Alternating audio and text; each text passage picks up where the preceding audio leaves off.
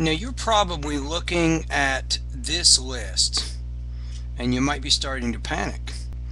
You might be thinking about going to Las Vegas, Nevada to gamble away all your worries, but wait, I got some suggestions. Now, I admit that the gerund and infinitive aspect of grammar is pretty difficult and is probably causing you some stress, but we got to be realistic.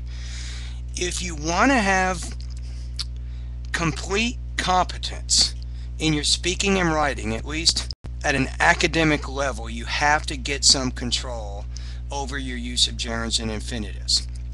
Now, so what do you do when you're looking at this list? Now, reading it is good, but probably not enough. In terms of studying this, you need to activate as many learning styles and senses as possible. Now, my suggestion is simple, is take the list.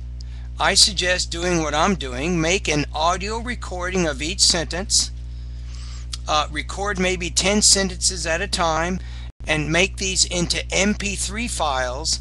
And then in the morning when you're showering, when you're driving, or you're exercising and you have your iPod or music device, you can listen to these gerunds and these infinitives. For example, you might record, running a marathon in 3 hours is no easy task.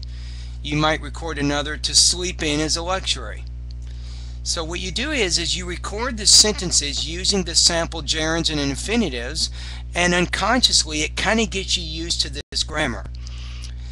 Being able to use gerunds and infinitives accurately, it will make a big difference in your writing. So that's just my suggestion. So I'm not trying to stress you out in this particular grammar area, but I do recognize that this is difficult. It's important though, and you want to try to learn this. Now, in addition to making audio recordings of all the gerunds and infinitives in this PDF document, another thing that you can do is you can rewrite them onto note cards. You can take the gerund on one side of the card or the infinitive on one side of the card, and then you can put the sample sentence on the other. And then if you're waiting in line at the post office or whatever, you can review your cards. So by using note cards and making audio files of the gerunds and infinitives that you see in this list, these are two things that I really think can help you get better control. Now, in addition to this, speak English as much as you can. Watch movies, listen to the radio, read books, magazines, articles and such, and as you do that, you'll get even more contact with gerunds and infinitives.